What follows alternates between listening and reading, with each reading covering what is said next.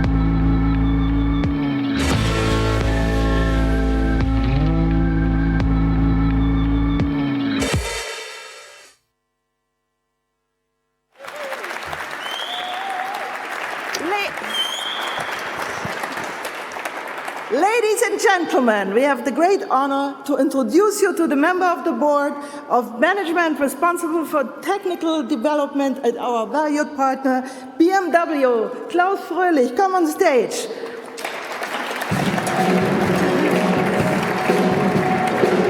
Where should I sit? Yeah.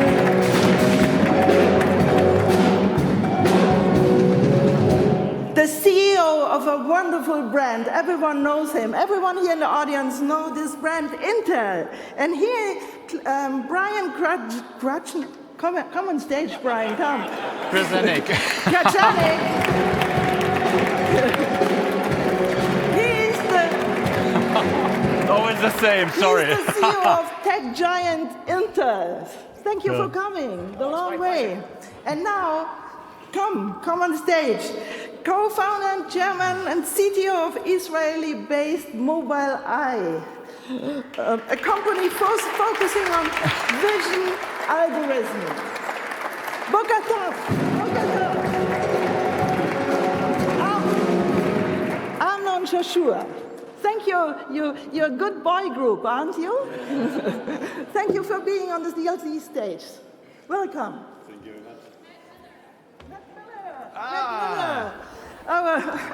You did the hard part, so thank you very much for that. Matt Miller, Bloomberg. Hi, Matt Miller, Bloomberg Television. I recently moved to Berlin, so DLD was kind enough to have me come down and talk about one of my very favorite subjects, which is cars. I'm really excited to talk about this, even though normally I like to drive cars. I had an Audi RS2, was my first performance car, if anybody remembers that. Probably no one does. But I also had a BMW E46 M3, which I would argue is the best generation of those. Probably get some arguments from Klaus here. I'm really excited to hear from Amnon Joshua from Mobileye. He's done some amazing things at that company, founded it obviously out of MIT, and he's got another cool company, Orcam, which we talked about a little bit, and we're not going to focus on today, but I recommend everybody look into it. Brian Krajcik, obviously a legend that needs no introduction, but has been with Intel for a good 3.5 decades, and still looks not a day over 30. And then, well, you don't have to look anymore because Amnon has developed technology that does that for you. And then Klaus is going to give you a little bit. This is a very engineering-heavy, obviously tech-heavy audience that maybe isn't as much into automotive as, say, at the Detroit Auto Show, where we normally see each other. He's going to give you a little bit of a presentation first about what this means for the future of automotive. Klaus? Thank you very much, Matt. Yes, thank you for being here, because in automotive we just have a very exciting time. I've been in automotive for 30 years now, and looking ahead for the next 5 years, we will see more change than we had in the last 30 years. We simply reinvent whatever mobility experience very much, and I'm happy that I have such partners on board. And we call it on the 4 S's. So automated, connected, electrified, and shared will be the future of mobility. And I would briefly introduce all that 4 topics.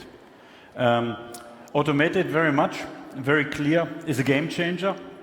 And all 3 of us, we want to be technology leaders to enable this, I would say, MaaS mission we have to achieve.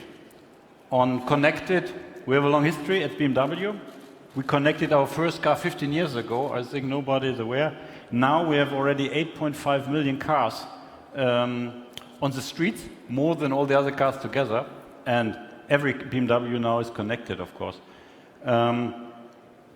Electric, it's very connected, of course. Now the next thing is, what do you have from connected? So BMW Connected is our mobility service. We have introduced now in Europe, the US, and also in China. And on that, we call it Open Mobility Cloud. We will now add new services from really premium partners like Amazon, Microsoft, and here, for example, the map producer. On electrified, I think you're aware we did Project I to accelerate e-mobility.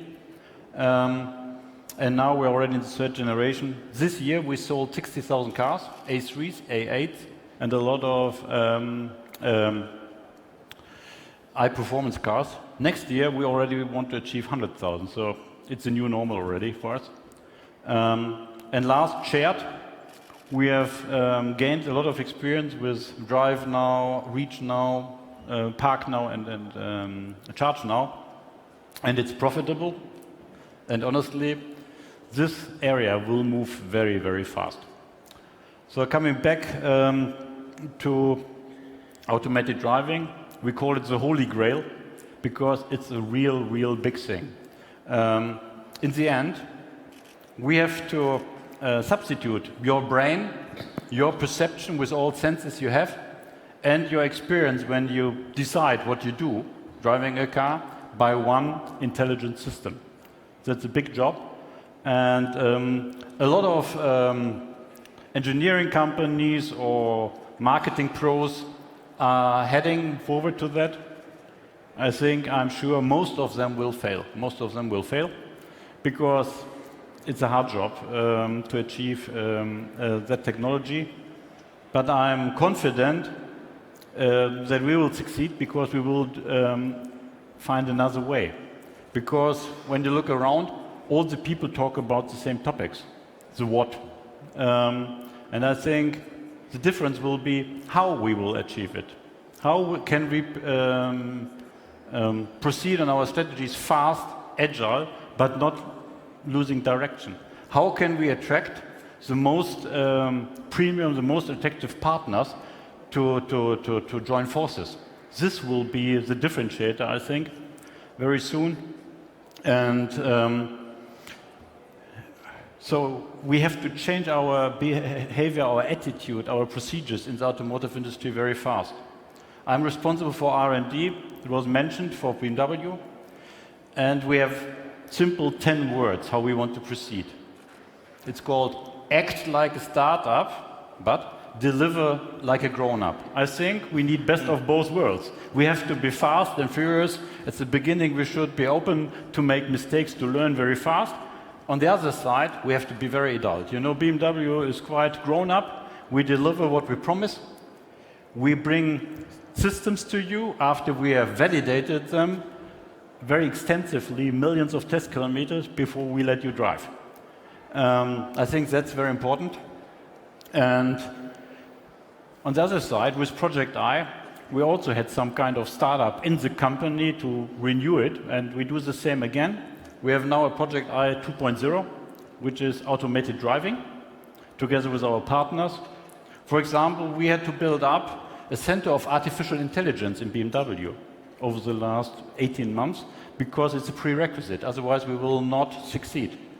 And the next thing, it's also announced, we will have a big campus for autonomous driving in the north of Munich, where we will collocate with all our partners from Mobileye and Intel, and more partners to come, we will see in the future. So we have to change the way we develop. And the other thing is, we at BMW, we think that no one is as clever in all the technologies than all the others around us. So I think to cooperate, not to do your own thing, will be very critical. And so I'm happy that I have leading-edge partners with Intel and Mobileye, with Brian and Amnon here on the stage. to focus, because we at BMW, we want to deliver to all of you a fully autonomous driving car, our BMW iNext, in 21 already. That's 4 years from now on, so we have to be fast, and we have to be very decisive in most of the terms. So I'm really looking forward, because in 17, just to see, we ramp up, I think, over 6 months now. Next year, we will spread already a fleet of fully automated test vehicles, which drive on all roads in Europe and US. Overall, it will be fully automated 47 series. We will use as a development platform beside our all the computing power we need in the backtest in the data center to continue there. So that's it. Thank you for your patience and your attendance. Brian, is it going to be possible in 4 years? You're holding a lot of the responsibility for that? Yeah, I actually think this is like in most other large engineering projects that companies have taken on in the past, whether it was, you know, building out the internet, building cloud, building the fastest supercomputer. These problems, you know, we are far enough along now in the process between Mobileye, Intel, and BMW to understand the problem set and the solutions that need to be delivered. It's now a matter of just execution and time. You know, we have to get a lot of miles behind us to make sure we are really safe. We understand all the conditions and all the situations. But from an engineering standpoint, I think most of the solutions, we know what we need to go do. It's not things that have to be invented that we've never seen before. So I'm optimistic, in fact, sure that 4 years from now, these cars will be on the road. So I'm interested to talk to you about how it's going to work. We hear about all this different technology, LiDAR, cameras, sensors. How does the car see is probably the most interesting thing for the layman to understand. How does the car see, and do you think that there will be standards or different systems in different places? I'll start first with trying to explain what sets this industry apart, say, from consumer electronics. Why is this such a big engineering task, as Brian just said? And I think what sets it apart is the safety critical element of it. On one hand, we would like these robotic cars to drive amongst human drivers in a way that is similar to the way humans drive, with all the complicated negotiations that we do. On the other hand, we want to guarantee safety. So just to give an idea, so in the US there are about 35,000 fatalities a year. Say we come to the world and say, if you delegate driving to robotic vehicles, it will be 10,000 fatalities. Sounds like a good deal. But you know, society does not accept computers killing people. They accept people killing people, but not computers killing people. So I don't know what's the right number, 100, 10, 50, but it has to be an infinitesimal number such that society will accept it. And this is really the big challenge. It's not only reaching human level performance, we're talking about really superhuman level performance. So now to go back to your question about sensors, I would say that there are 3 areas that needs to be covered. One is about sensing, the other one is mapping, and the other one is about AI. How do we negotiate in traffic? In terms of sensing, we have cameras, we have radars, we have laser scanners called LiDARs, and we really need all 3 of them. We really need all 3 of them because you must have redundancy. To guarantee safety, you cannot have anything being sensed out there in the world using a single sensor modality. So if you see a road user like a vehicle through a camera, you'd like also to verify that you see it with a radar and also verify that you see it with a laser scanner. Therefore, when we move from driving assist, in which you want to optimize cost and you are willing to work with a single sensor modality, to autonomous driving, where you want to optimize cost, but on the other hand, you have to guarantee safety, you have to have all sensors simultaneously, and then you have to have high performance computing to receive all that huge amount of sensing information. Cameras, we're talking about 8 cameras around the car, about 6, 7 of radars around the car, 4 laser scanners around the car, each producing gigabytes of data. All of this goes into high performance computing. with the task of doing a visual interpretation, building an environmental model, understanding where everything is around us, road users, drivable path, path delimiters, everything, traffic signs, traffic lights. And this is a big challenge. I mean, we were talking just before about the virtual reality studio that you guys have in LA. You were saying it throws off 2 terabytes a minute with 50 cameras. Is it going to be a similar scope of information that you have to deal with? Because I imagine the computing power, the storage, everything would take up so much space that it's hard to put into a car. Yeah, right now the system pretty much fills up a trunk, and a lot of what has to occur between now and 2021 is shrinking that down such that which fits in the trunk now fits underneath the driver's seat, which is a lot of the what we're used to. You've seen our devices we use every day shrink and become more powerful, and so that's a large part of it. But I use this to try and explain the amount of data that comes off one of these autonomous cars. That, Anon kind of very eloquently laid out all of these sensors, and you're trying to plan a route, and you've got high precision maps and all of that data. The average person generates about 1 gigabyte a day of data. That's your tweets and your Facebook posts and your emails and all of that. These cars will generate somewhere close to 4,000 gigabytes a day. That assumes you drive it 2 hours-ish a day. So you can think that each one of these cars is probably equal to about 3,000 people. You put 1 million cars on the road, they generate as much data as half the population of the world, of the entire planet.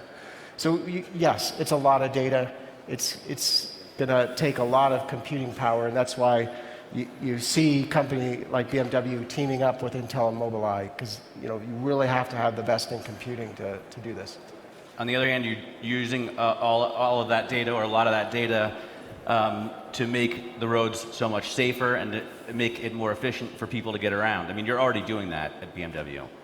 Yes, I think the purpose of autonomous driving is more or less to give, on the one side, the customers new opportunities to relax, and we have traffic situations, we discussed it before, where you, for example, when you have a meeting, you want to get rid of your car. You say, find your parking space alone. That's quite comfortable. Or being in a traffic jam. That's the one thing. You mentioned already, unfortunately, human beings make a lot of failures. They are not focused on driving sometimes. And so we want to resolve that. And what you mentioned is very complicated. Autonomous driving will change the architectures of the cars totally, not only the sensors, but as you mentioned, we have to be very careful how much data we send via a 5G net. That's the reason why we need a 5G net. One thing. We have to partition, as you mentioned, high computing power, what happens in the car and what happens in the cloud, in the back ends. No? And the other thing is, autonomous driving will not happen over the whole world, in all cities at the same time. It will spread. There will be pioneer cities who say, we are interested that you do it first. So we have to enable the cars over the years by remote software updates that the car park always can participate in that growth over the world. So we have to be very careful, even we can send a lot of data, that we are very focused to send as less as possible. Otherwise, we will need 5G for 2 years and then 6G. So we have to be very focused not to send too much. I actually wonder how much things have changed in that sense. I was reading through some old articles about autonomous driving, and by old I mean like 4 years old, and they were saying one of the challenges is they've got to map every road in the country. This was a US-centric publication, before they can put these cars to work. Do you still have to do all of that mapping, or definitely. do your systems not, I mean, can they not figure out if there's a new road, how to drive down it? Okay, so first we need to explain why do we need maps? Because humans don't need maps to drive. We need maps to navigate, but not to drive, right? I can go to a new place, rent a car, and simply drive. But robotic vehicles do need a map, and the reason they need a map is, again, because of this safety-critical layer that we need to reach. You need to have redundancy in whatever you do. So the only sensor that can sense the drivable paths is a camera, because there's a lot of texture involved, and the only sensor that has texture sensitivity is the camera. Radars and LiDARs are sensitive to shape, not to texture.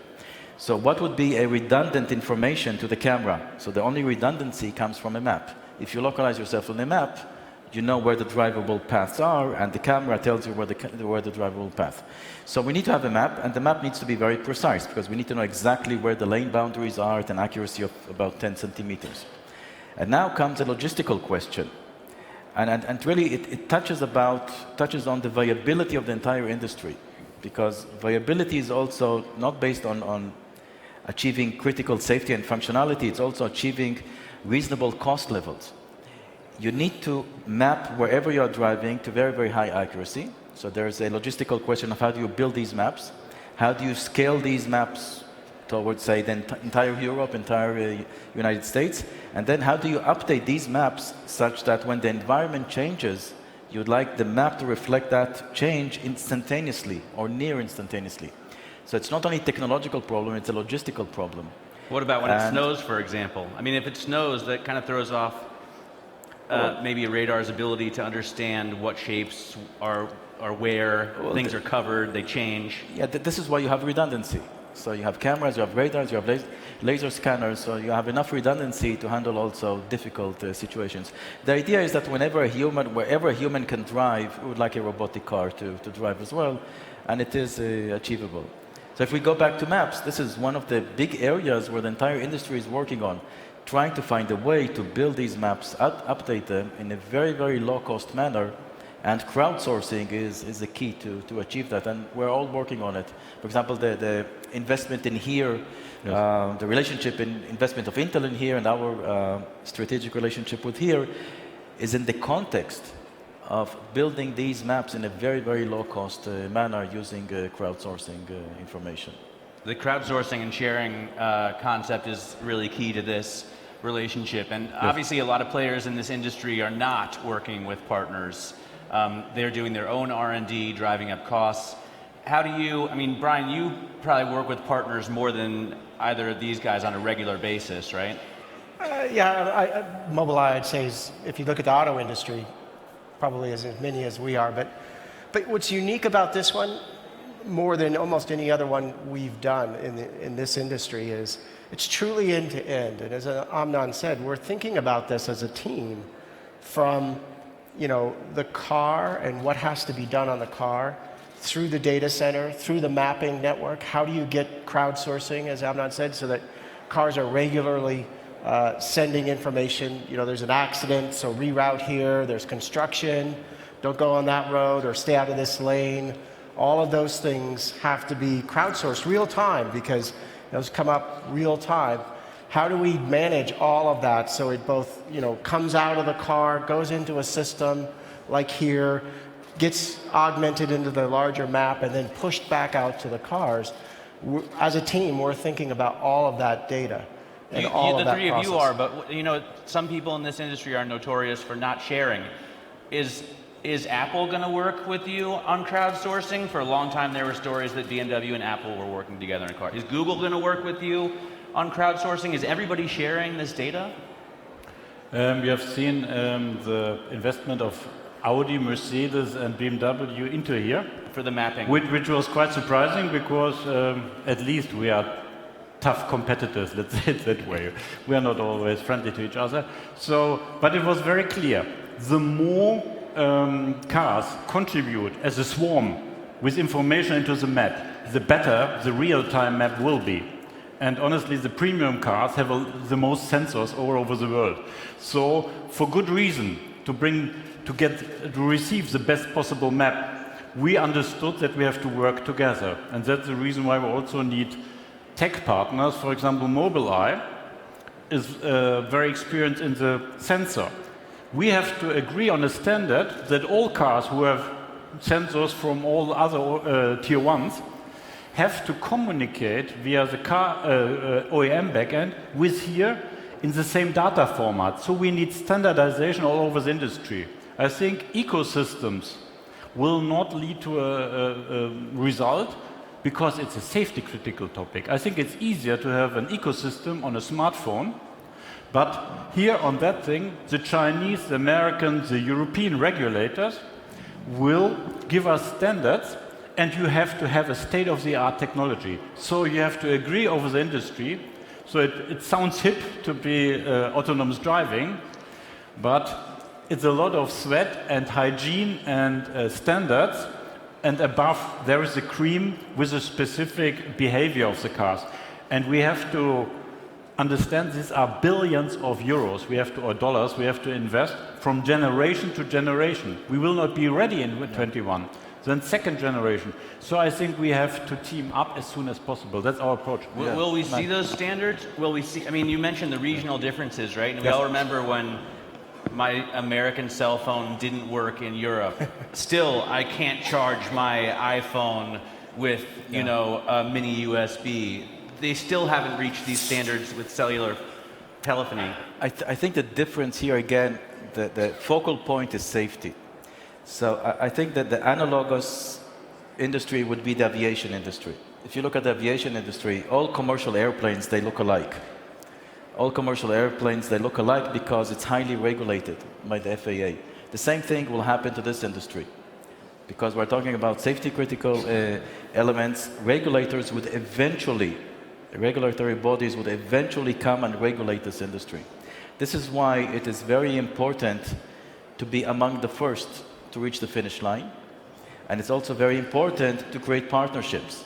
Because if you're a lone wolf, going out there trying to develop this technology, even if you succeed, you may be doing something which is going to be very different from the majority of the other players, and they are going to determine the standard.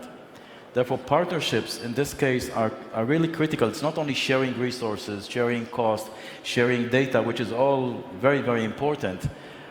This game is not a game for a single player. I would compare it to sending a man to the moon.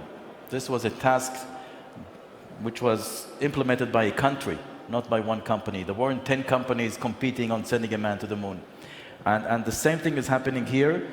And going alone here I think, is very risky, because even if you succeed, somebody else may take the jackpot. And it's all based on standards. And I think you can think of this as different layers. So there are layers that people are going to want to differentiate or be unique. Maybe they'll want to use a different kind of sensor or more LiDAR than camera. Those are engineering problems that, you know, Amnon's team or my team, depending on what they want to do differently, we can help them manage. And there's a space for people to differentiate and still be a part of this open platform. Then there's other layers where it just both doesn't make sense, and part of it for economic reasons and for safety reasons, that it doesn't make sense to have something that's so unique. And the mapping is a great example. It's much better for people to crowdsource, share this data, and have these precision maps, and for everybody to use the same ones when they're going out into their algorithms for planning the routing. There's no unique advantage they're going to get out of having their own map necessarily. And yet they're going to be very different autonomous driving experiences, right? We were talking before about whether or not the autonomous car will have a steering wheel. Yes, and the map won't determine that, right? No. But so it makes sense to share that data, but maybe not the algorithm that lets you get rid of the steering wheel first, right? That may be something that you, quote, think you're unique at. But I want a steering wheel forever, though. So you want a steering wheel forever, but I'm assuming, and Klaus, you're going to put steering wheels in autonomous cars. Yeah. But I'm assuming they won't need it, right? I mean, you could, if you have an autonomous car that, for a BMW taxi service, it could operate without a steering wheel, and if you or a chauffeur service, maybe is more appropriate for BMW. On the other hand, when Brian buys one, he'll be able to take it to the track and turn off all the systems.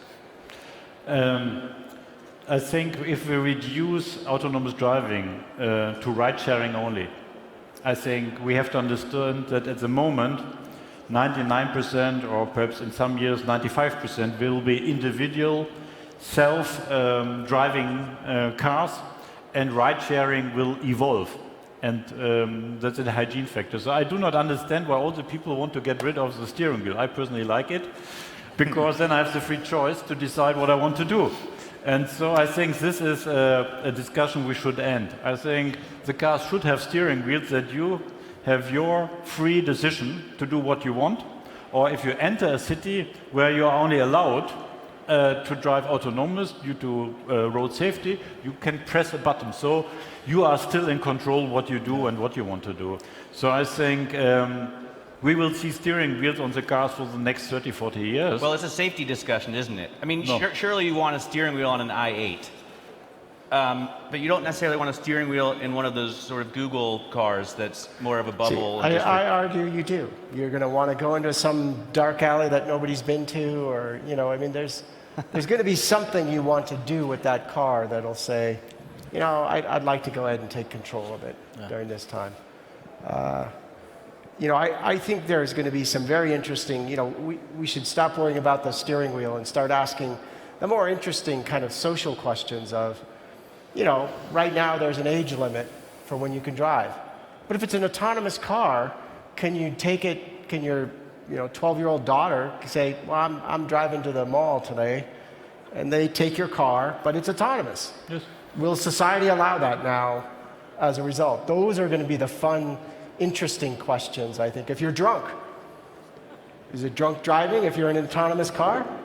I say yes, but those are social questions that will be interesting to go Well, certainly solve. not if there's no steering wheel, right? Because you can't take control of that Well, maybe in vehicle. that case I don't want a steering wheel. I take it back. You can find other ways to ensure that with a steering wheel, but honestly, a BMW car can do so much more than simply driving from A to B, and this will remain. So the driving characteristics the people they buy BMW for will remain. So it would be a waste if we do not use that.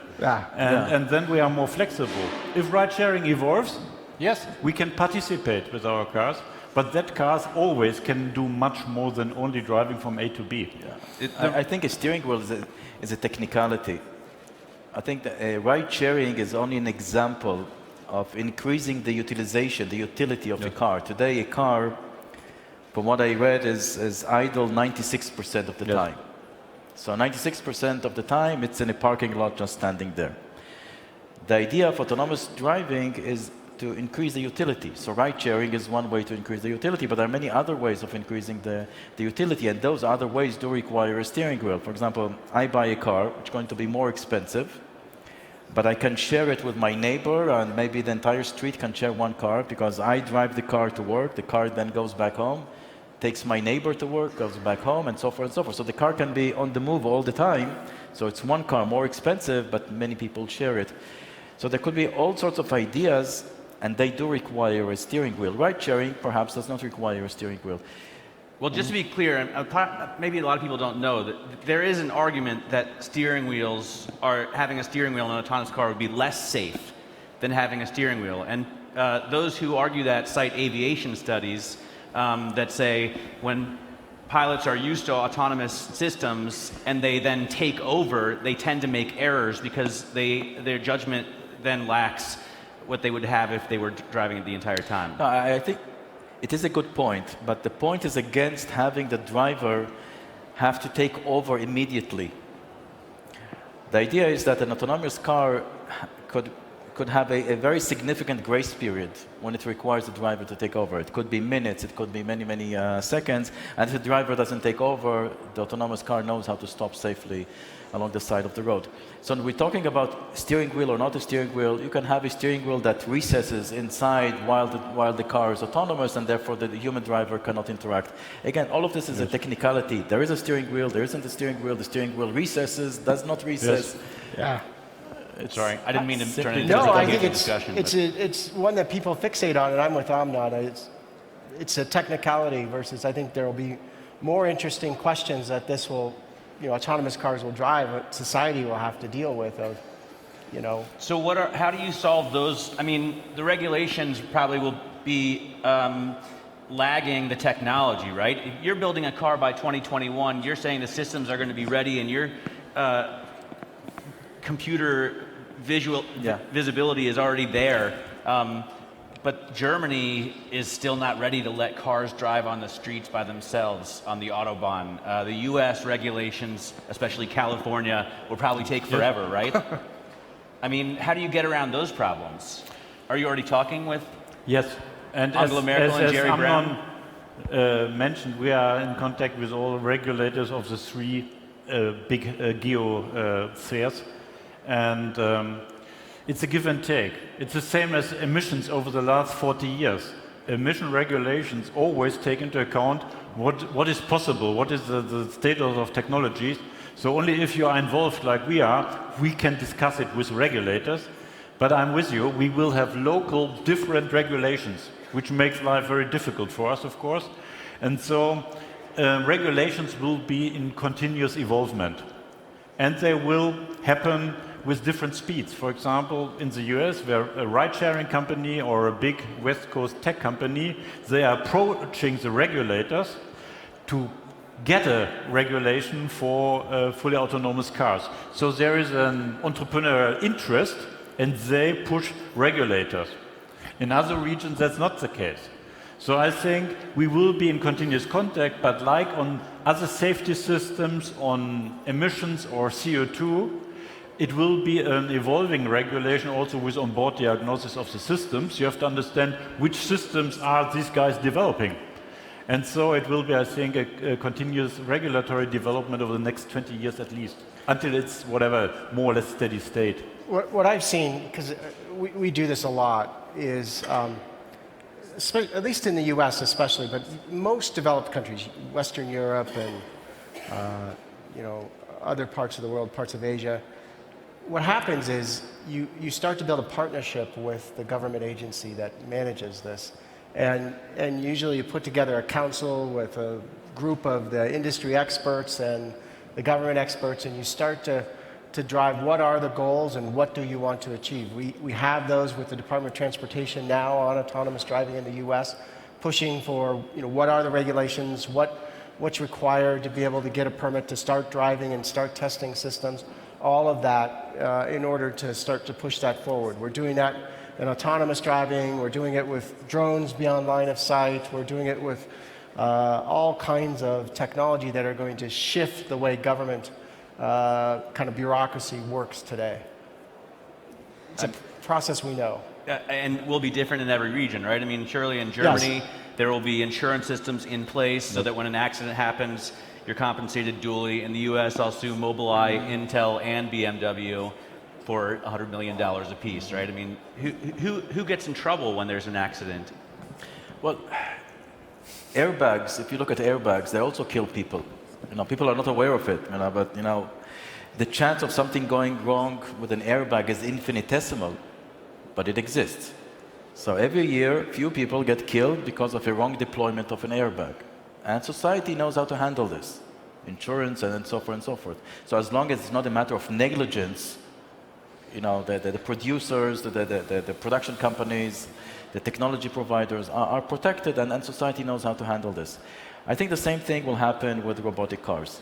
As long as the chance of something going wrong is infinitesimal, society will learn how to live with it. And I think that this will be another case taken from aviation, right? So in aviation, there's autopilots, but if something happens with that plane, you don't blame the autopilot. There's still a pilot in command, and they're accountable for managing that. So my guess is, there's still going to be the option for you to take control or to stop the vehicle, emergency stop or whatever. There is going to be a personal accountability. Not if you're 12 years old and drunk. Yeah. Right? Yeah. That's a different issue, but and that's why I think those rules have to really be worked out. I actually, personally believe no, those rules won't change much. Autonomous driving is going to make the world pretty much like it is today, only better. Probably much safer. I wanted to take some questions from the audience because I know a lot about cars, but not very much about the technological side. So why don't we go ahead, Jeff? Hi, Jeff. Jeff Jarvis from the University of New York. So with all that time with nothing to do in a car, in a media audience here, does the car become a media outlet, and does BMW become a media company, or Arianna Huffington sleeping company, or an education company? Who controls the environment and the experience now that somebody else is taking charge of getting from A to B? Yes, I think we will become at least a mobility service company. So not a producer of cars, but delivering an end-to-end solution for your mobility requirements. And of course, there will be a lot of services in the car because it's some kind of hygiene factor. If you have enough time, if you spend some hours at your home, you want to be connected and want to do what you want. So we have to bring that companies you want to work with into the car. This is very clearly a direction that we will have in our BMW connectivity or connected service. We will have partnerships, as we mentioned. Amazon Prime or something will be in the car when you want to have it. We do not have to substitute Amazon Prime. So we have to find the right balance. What are we doing? Where are we expert, for example, on mobility? And where do we simply partner up that you can have the same partners you have at home, you have in the car? That will be a little bit the direction we go. And the good thing is, all of the technology that drives autonomous driving actually works quite well as a platform for that entertainment. You could think of the car as being a little mini cloud driving around connected by 5G to larger clouds. And so all of the things that are going to be used to push the mapping data, to help us with the compute in the car itself, can power all of that entertainment or deliver that entertainment real time to the car. So it's quite symbiotic between the autonomous driving and the ability to be a platform for entertainment at the same time. I also think it's a great question because it's really deep, this question. It has many dimensions. I think if you look at autonomous driving, it's interesting from 3 different dimensions. One dimension is increasing the utility of the car. That's clear. There's a clear business case for it, whether it's ride sharing, shared ownership, and so forth. Another dimension is content, providing content. But it's not just providing content, it's the ability to understand what kind of content to deliver to the passengers. So assume that you have sensors in the car, watching the passengers, understanding what they're talking about, understanding their mood, and so forth. I'm talking with my fellow passenger about that I want to have some coffee, and all of a sudden the car recommends to me to go to some place, and so forth. So, and the third dimension is artificial intelligence. Because driving a car autonomously has a lot of artificial intelligence inside it. Providing content intelligently has a lot of artificial intelligence. So the car becomes a platform for developing AI. Now this is important because we all understand that AI is going to be the future. But when you think about what is the business model for AI, you kind of start scratching your head. What is exactly, how are we going to make money from AI? And the cars is an ideal platform for developing AI, both for driving the car and for providing content, understanding what the passengers are doing, what they're talking about, and so forth and so forth. So this is why Silicon Valley is so interested in autonomous driving. It's not only because of increasing the utility of the car. One question, how can the cars be protected against cyber attacks? Sorry, my name is Christian Dendler. My question is, how can the cars be protected against cyber attacks or hacking? Yeah, well, it's a... Should I take this first? Yeah, you start. Perhaps I can do it. Yeah, I'm not a cyber expert, but there are basically 2 layers that you need to handle. One is the layer of the internal internet of the car. Today it's called CAN. There is the internal network of the car, and there are many companies. There are many Israeli companies. Israel is kind of a super house in cyber. There are many companies who are focusing on providing a layer of protection to the internet of the car. Second layer is your high-performance computing. They should have a cyber layer inside them as well. So if a Trojan horse has entered into the network somehow and they go into your high-performance computing, then there's another layer of protection there. So for example, at Mobileye, we have in our IQ4 chip and the next generation IQ5, we have lots of cyber security inside the chip as well. But cyber security is a big issue, and the industry is working on it. I think you probably both have something to add, but Klaus. Yes, I think that's one of the topics where I have a lot of headache, honestly, because it's the same as you asked before. Is technology first and regulation second? I think here we have the same. Some people invented an onboard diagnosis plug 30 years ago that in your workshop you can, whatever, check if something is wrong with the braking system or something like that. Now, you can plug remote controls, so-called dongles, on that interface into safety-relevant topics. So I think it's key that the inlets into the number of inlets into the car has to be reduced. So we have to use the 5G connection to the OEM cloud or to the OEM backend, where we can do encryption renewals every day for the whole fleet, is the only access. And we ensure that also by your smartphones, your new field communication or Bluetooth, you only get into the, for example, communication layers. You are only interested that your smartphone content is whatever shared in the car, but you are not interested that it goes into safety-relevant deeper systems. So, yes, this is one of the topics to reduce the entries into the cars, and the remaining entries, they have the super intelligent on encryption and update and a mixture of hardware and software to make the car safe, that it's not hacked. And I think we are familiar when we look at, for example, the current development of terrorism, that people, if they can, they would do that. And so that's one of the topics where I have the steepest growth in core competence in my organization. I would think the answer from your perspective would be really interesting, because you surely spend a lot of time thinking about the security, but also you work with a lot of people who probably feel like they could hack any system, right? Yes, in fact, we have a team that's, that we use to hack our own stuff, to try and break it before we sell it, right? So we do that pretty regularly. I'm with both Amnon and Klaus, is that you can think of security as layers, and so we need to think of every layer of this automobile and really put in protection at every layer. You have to put it into the number of ports into the car, so 5G or any other kind of port. You need to have a cyber layer, as Amnon talked about, that's constantly looking for known Trojan horses. Those work.